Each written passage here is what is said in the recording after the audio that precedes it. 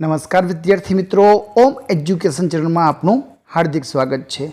आज आपणे आ विडियो में 31 ऑगस्टना रोज लेवानार एकम कसोटी अंतर्गत धोरण 8 में जे सामाजिक विज्ञाननु पेपर है ए पेपरना अभ्यास माटेनी मोस्ट आईएमपी प्रश्न बेंकनु आपणे संपूर्ण सोल्यूशन करवानुं छे। विद्यार्थी मित्रों, जो तमे अमारी चैनल पर नवा होय तो चैनल ने सब्सक्राइब कर देजो, जेथी करीने नवा नवा विडियो तमने मळता रहे। प्रश्न नंबर 1 में आपेलू छे, नीचे आपेला विकल्पोमांथी योग्य विकल्प पसंद करीने जवाब आपो। कोईपण 5 विकल्प तमारा शिक्षक द्वारा पूछवामां आवशे। भारत में पोर्टुगीजनी राजधानी कई हती? तो जवाब आवशे गोवा। 8મી सदी में बंगाल में कया वंशनु शासन हतुं? तो जवाब आवशे पाल वंशनु। आगळ जोईए नंबर 3, पोलीस तंत्र में गामडानी सुरक्षा माटे कयो होद्दो नक्की करायो छे? तो जवाब आवशे चौकीदारनो।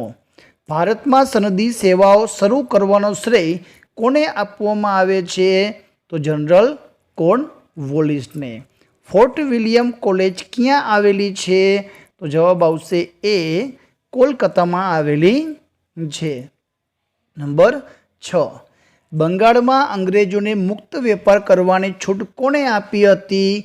तो जवाब आवशे सम्राट फर्ग्यूसन। विद्यार्थी मित्रों, आनो जवाब साचो शुं आवशे? मने जवाब जरूर आपजो। मीर जाफर आवशे के मीर कासम आवशे। प्रश्न नंबर 7 छे, भारत में न्यायतंत्र की शुरुआत कोणे करी हती? तो जवाब आवशे वॉरेन हेस्टिंग्स। 1757 प्लासीનું युद्ध अंग्रेजों तरफथी कोना नेतृत्व हेठळ लड़ायुं हतुं? तो क्लाइव लॉर्डना नेतृत्व हेठळ। प्रश्न नंबर 9, कोना प्रयत्नथी अंग्रेजोने जहांगीर पासेथी कोठी स्थापवानी परवानगी मळी हती? तो टॉमस रो। कई यूरोपियन प्रजा सागरना स्वामी तरीके ओळखाती हती? तो जवाब आवशे ए पोर्टुगीज। यूरोपियन प्रजानु भारत आववानुं मुख्य कारण ए हतुं अथवा शुं हतुं? तो जवाब आवशे सी वेपार करवानुं। नंबर 12, इतिहास में खाली जग्या सदीनो समयगाळो नव जागृति तरीके ओळखाय छे? तो 15મી सदीनो समयगाळो। भारतनुं विश्वमां आकर्षणनुं मुख्य कारण शुं हतुं? तो जवाब आवशे आर्थिक समृद्धि।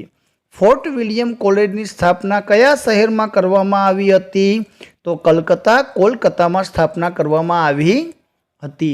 नंबर 15, कया गवर्नर जनरले भारत में आधुनिक कायदानी स्थापना करी हती?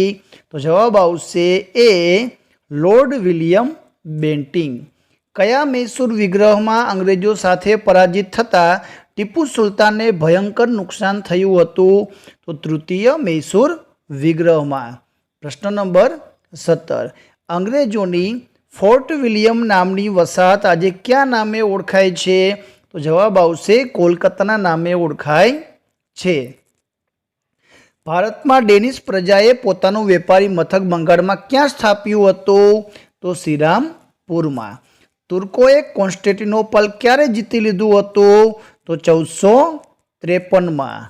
आगळ जोईए, 20मो विकल्प आपेलो छे, भारत हमेशा विश्व में आकर्षणना केंद्र में रहे तो मुख्य कारण शुं हतुं? तो भारतनी आर्थिक समृद्धि। तो आ हता विकल्पना प्रश्नों अने एना जवाबों। विडियो गमे तो लाइक करजो, अमारी चेनल ने सब्सक्राइब करजो। प्रश्न नंबर 2 में आपेलू छे, योग्य शब्द वडे खाली जग्या पूरो। कोईपण 5 खाली जग्या तमारा शिक्षक द्वारा तमने पूछवामां आवशे।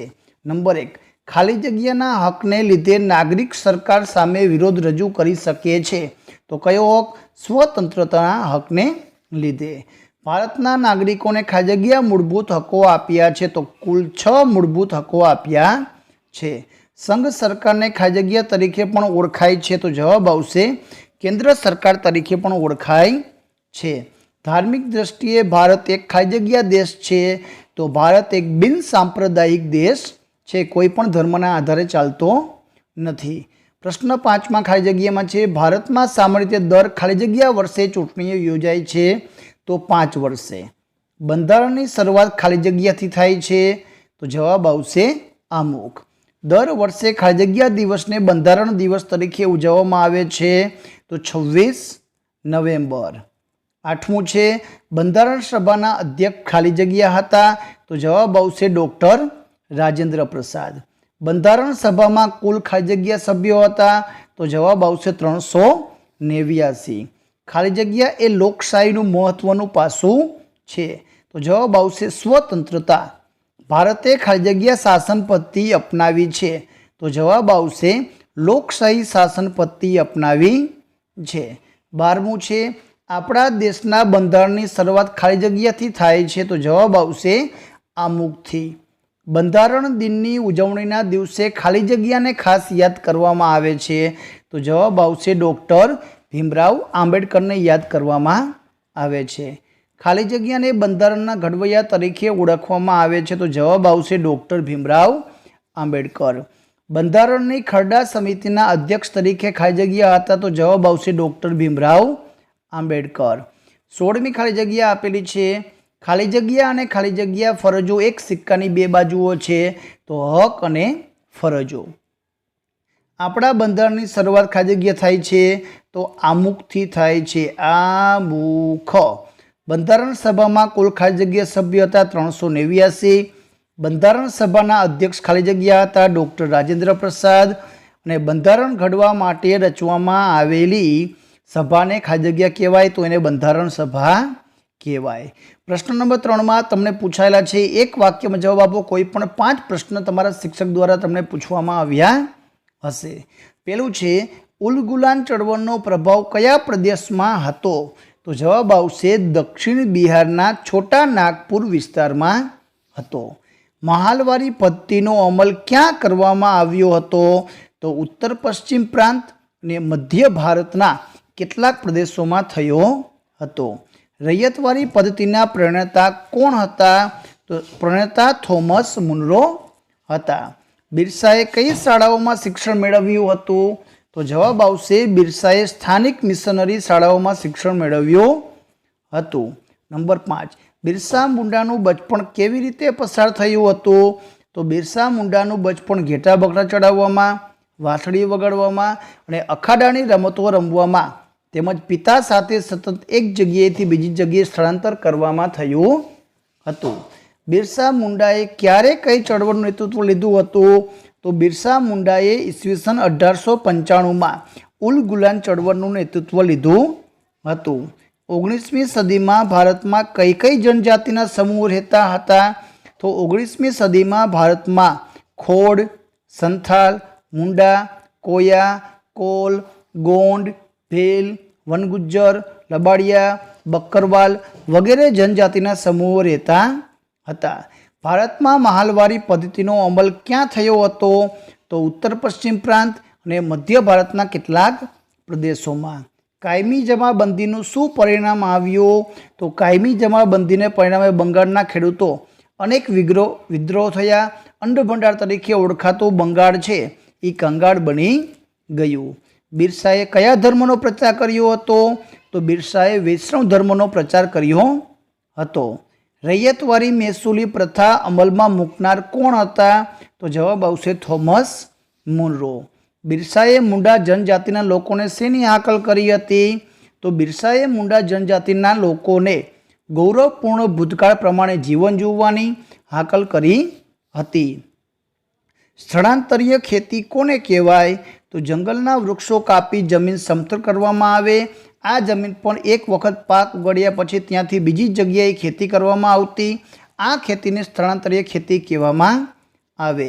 ઈસ્ટ ઇન્ડિયા કંપનીએ કઈ કઈ ખેત પેદાશોનું વ્યાપારીકરણ કર્યું, તો ગળી, કપાસ, કાચું રેશમ, અફીણ અને મળી જેવા પાકોનું વેપારીકરણ તેને કર્યું.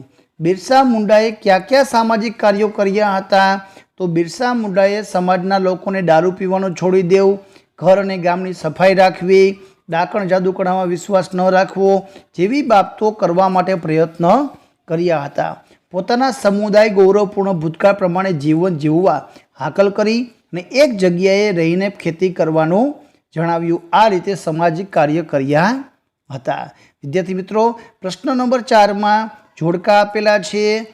એ જોડકાનું સોલ્યુશન આપણે ભાગ નંબર 2માં કરશું અને પ્રશ્ન નંબર 5માં આપણને ટૂંકનોંધ આપવામાં આવેલી છે. એ ટુકડોમાં મહાલવારી પદ્ધતિ, બીજી રૈયતવારી પદ્ધતિ, બિરસા મુંડા, જનજાતિઓની સ્થિતિ અને કાયમી જમાબંધી. તો પ્રશ્ન નંબર 4 અને 5નું સોલ્યુશન આપણે ભાગ નંબર 2માં કરશું. જો તમે અમારી ચેનલ ઉપર નવા હોય તો ચેનલને સબસ્ક્રાઈબ કરી લેજો, જેથી કરીને ભાગ નંબર 2નો વિડીયો ઝડપથી તમને મળી શકે. વિડીયો ગમે તો લાઈક કરજો, અમારી ચેનલને સબસ્ક્રાઈબ કરજો. આભાર, ધન્યવાદ.